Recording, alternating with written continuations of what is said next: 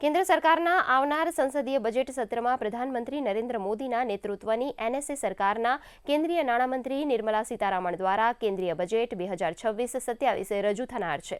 જે સંદર્ભે ગુજરાત પ્રદેશ ભાજપા દ્વારા પ્રદેશ અધ્યક્ષ જગદીશ વિશ્વકર્માની ઉપસ્થિતિમાં પ્રી બજેટ વર્કશોપનું આયોજન પ્રદેશ કાર્યાલય શ્રી કમલમ ખાતે કરાયું હતું। આ વર્કશોપમાં સીએ ઇન્સ્ટિટ્યૂટ ઓફ ઇન્ડિયાના પૂર્વ અધ્યક્ષ અનિકેત તલાટી અને જાણીતા આર્થિક વિશેષજ્ઞ બીરેન વકીલ દ્વારા પીપીટી પ્રેઝન્ટેશન થકી વિશેષ માહિતી અને માર્ગદર્શન અપાયું હતું। આ વર્કશોપમાં ભારતીય જનતા પાર્ટીના આગેવાનો અને કાર્યકર્તાઓ ઉપસ્થિત રહ્યા હતા।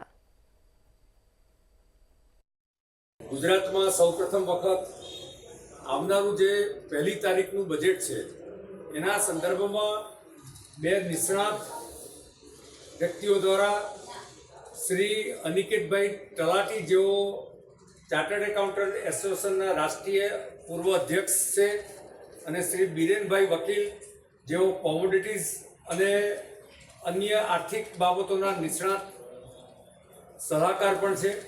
તેમના દ્વારા બજેટના સંદર્ભમાં પરફોર્મ અને ટ્રાન્સફોર્મના સિદ્ધાંત પર, પછી કેટલાક સ્ટેટિસ્ટિક, કેટલાક ટેકનિકલ અને આખી વ્યવસ્થાઓ જે છે એની ચર્ચાઓ થઈ।